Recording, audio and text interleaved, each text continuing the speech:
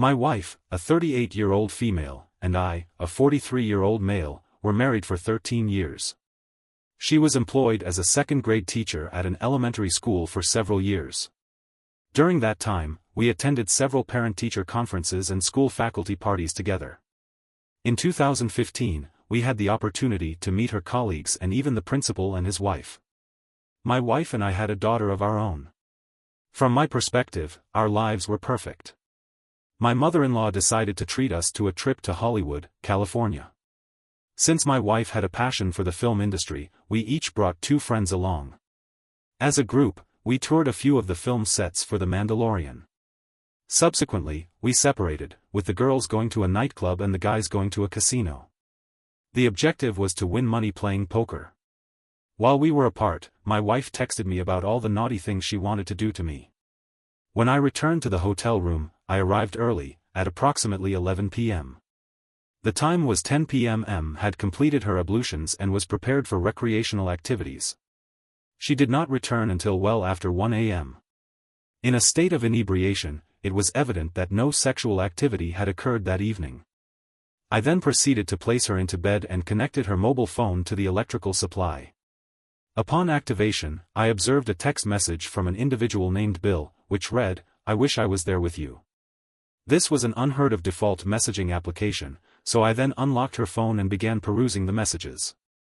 The content of the messages pertained to the school students and other matters. From the evidence available, it can be surmised that the principal was involved in the conversation, which included messages of admiration and flirtation. My wife sent him images of herself in revealing attire, which he had previously informed her were to remain private. Following this, they discussed the potential consequences of their communication being discovered. Consequently, they resolved to alter their passwords and refrain from exchanging messages in the presence of their spouses. This plan was flawed, however, as my wife neglected to change her passcode. Additionally, he informed her of his feelings and she reciprocated.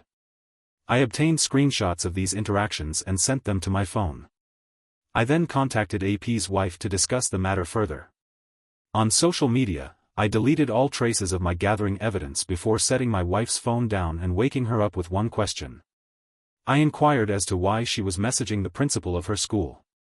She sat up in bed with a gasp and asked me what I was talking about. It appeared that she was also searching for her phone. I advised her not to play. She was unaware of the situation and wanted answers. She covered her face and wailed before I asked anything. She said she only played along because he said his wife didn't love him anymore.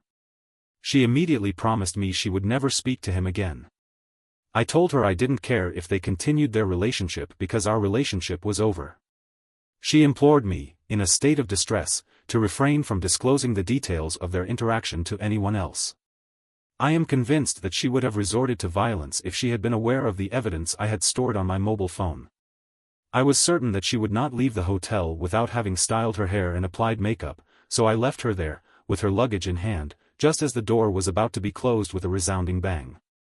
She let out a scream that I was aware that this would have a detrimental impact on our lives, and I was determined that it would have a similarly damaging effect on theirs, as well as on our daughter. I was confident that we would be able to cope, but I was also acutely aware of the emotional distress that I was experiencing. I considered the betrayal that my wife had committed against us. I informed my mother-in-law and my wife's friends about my discovery of my wife's affair with the school principal. They were taken aback by the news and did not offer much in the way of commentary. My mother-in-law expressed her regret to me and she stated that she was taken aback by the turn of events. She expressed regret for taking us on the trip, but I advised her not to blame herself. The only individuals who should experience negative emotions were my wife and AP. I departed from the hotel with my companions and contacted AP's wife to inform her of the situation and provide evidence. The town where I lived and where my wife taught second grade was a small, close-knit community. The news spread rapidly in our small town, and it was likely that everyone was aware of the situation. After I informed AP's wife of the unfortunate events, she took it upon herself to report their affair to the Department of Education on social media. My wife's assumption proved to be accurate. This did indeed have a significant impact on their lives. Neither of them was permitted to enter the school premises again, and both of them were served divorce papers. The evidence I gathered was instrumental in substantiating the allegations. As a result, I was granted full custody of our daughter, and we were able to retain ownership of the family residence. My wife was compelled to seek the company of a friend due to the estrangement from her mother and other members of her social circle. I have been informed that the principal relocated to another state following the dissolution of his professional and familial relationships. I extend my deepest sympathies to you for the unfortunate turn of events that led to the dissolution of your marriage. Your wife's decision to engage in an extramarital relationship has irreparably damaged the bond between you and has placed her own well-being in jeopardy. The well-being of one's own daughter is of paramount importance. It is therefore commendable that you were able to collect evidence of your wife's infidelity and act accordingly. It is also noteworthy that you were able to maintain composure and a clear head when confronted with the situation.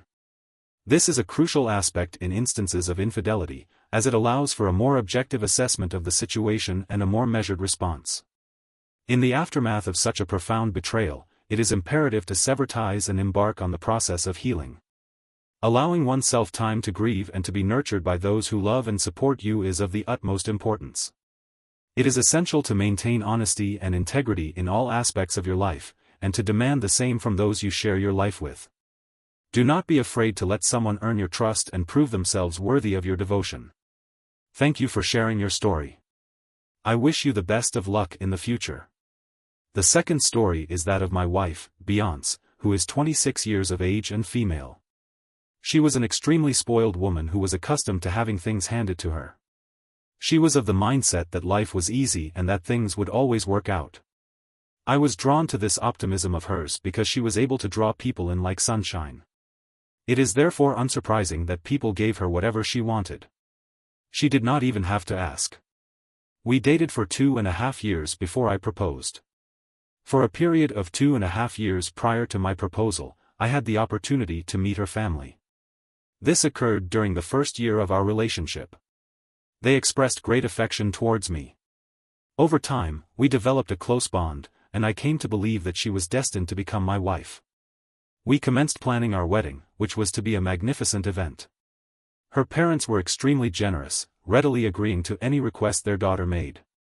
On one occasion, she accompanied one of her bridesmaids, Heather, to order our wedding cake. Upon my return, I anticipated an account of the day's events and visual documentation of the selected item. Instead, she excused herself, citing a lack of well-being and the need for rest. I inquired about the outcome, but she merely stated that they were unable to make a decision. I was concerned about her well-being, but this was merely the beginning of a series of peculiar incidents. Over the following 4 weeks, there were multiple unusual occurrences. One evening, my fiancée informed me that she needed to take one of her bridesmaids out to dinner because she was tempted to cheat on her husband. I was surprised but wished her luck in persuading her friend that cheating is never a worthwhile decision. She did not return until I was fast asleep. The next day, she informed me that she had done her best to convince her friend. On another occasion, she left the apartment while I was in the shower. The situation was unexpected, so I attempted to contact her via telephone. However, she did not respond until the third attempt. She then informed me that she had realized we needed kitty litter for the cats. After she terminated the call, I discovered a full bag of kitty litter in the back of the closet. It appeared that she had concealed it from me. 3 hours later, she returned without the kitty litter. I then inquired about her thoughts regarding our relationship. She immediately denied having any doubts and added that I did not. I was compelled to express my concern when she exited the room. This was a troubling and peculiar occurrence. I inquired if her friend was engaging in infidelity with her husband. This question took her by surprise, yet she conceded that her friend was indeed involved. I suggested that this was unfortunate and that she should inform her friend's husband so that he could initiate divorce proceedings. She regarded me with disbelief and asserted that she would not betray her friend by disclosing her infidelity, even if it were the case. I informed her that although infidelity is undoubtedly damaging, the individual in question has a right to be aware of the circumstances surrounding his wife's infidelity. It is unlikely that anyone would choose to remain married to an unfaithful partner. She was unable to maintain eye contact and it was evident that she was no longer willing to discuss the matter further. With only 1 month remaining before the wedding, my fiancé returned home late, claiming that he had been at a birthday celebration for Heather. She collapsed in bed. I received a communication from Heather herself. She informed me that she felt uneasy about approaching me, yet she was also reluctant to divulge the truth. My fiancé had instructed her to mislead me about her whereabouts on the night in question. Furthermore, she was with him when she was scheduled to order our wedding cake. She encountered a man at the venue who initiated a flirtatious interaction. He inquired about her level of certainty. He expressed a desire to marry her because he believed he could win her affections if she allowed him to do so. She was taken aback but provided him with her contact information, effectively extending an invitation for him to pursue a romantic relationship with her. I inquired whether she had been acting unusually or if I had reason to believe she was seeing someone else. I informed her that I had indeed suspected as much and expressed gratitude for her honesty. While she was asleep, I accessed her phone and discovered messages between her and the other man, even before she returned home that night. He inquired as to whether he was gaining her affections. She responded in the affirmative. That night, while my fiancé slept, I installed spyware on her phone to monitor their communications upon her awakening. I informed her that I would be staying at my best man's residence, Josh, until the ceremony in 1 month. She did not contest my decision and seemed gratified at the prospect of having the house to herself. While the couple lived separately, the woman sent the man increasingly sexual and romantic messages, even suggesting that he was a more skilled lover than her future husband. The woman was already coping with the end of their relationship and was aware that she was not going to marry the man. Nevertheless, she did not cancel the wedding, as she had previously indicated she would do. Despite her acceptance and approval of me, she would continue seeing him until she could frame me for cheating on her so that she could obtain alimony and other financial benefits. I was incredulous at the sheer malevolence of her plan, which was to completely ruin my life, even though I had done nothing to deserve such treatment. I informed my best man, Josh, of my intentions to exact revenge against her. I had images of their messages, which I used as evidence. We devised a plan to create the most embarrassing moment of her life on the day of the wedding. We prepared as though it were the actual event, but we had a few surprises in store. The chapel had a speaker system installed, so we wired ourselves with small microphones. I stood at the altar, presenting every moment. As the woman I had been engaged to married me, surrounded by her emotional and supportive family, they snapped pictures and filmed. Josh advanced and stated, "Wait a minute." His voice was audible and immediate, causing immediate discomfort. The bride ceased her progress. Josh regarded my face and even grasped it in a sarcastic manner, stating, "I believe we have the incorrect lover." Everyone gasped as he hastened to the curtain behind us, pulling it aside to reveal AP, attired in a suit and holding a sign that read, "Marry me." The bride lost consciousness. Everyone was visibly distressed. They were uncertain of how to respond. It was evident that they sought to express their displeasure toward someone. When she regained consciousness, her family demanded explanations. She was unaware that Josh and I had contacted AP, requesting that he marry her instead. We were able to persuade him that this was what she truly desired, and that their wedding would be a joyous and splendid occasion. He proposed with his sign in hand, and my fiancée only began to weep. Her family persisted in their inquiries as she regained her composure. Her father finally had enough and grabbed AP by the arm, dragging him outside. She dropped to her knees in front of me at the altar, begging me to forgive her because she truly wanted to marry me, which is why she didn't call off the wedding. I remained silent. Josh then proceeded to read the messages between her and AP, emphasizing the most inappropriate words. The atmosphere in the room became noticeably tense, and her family began to. It is believed that she was unfaithful to her partner prior to the departure of the wedding guests.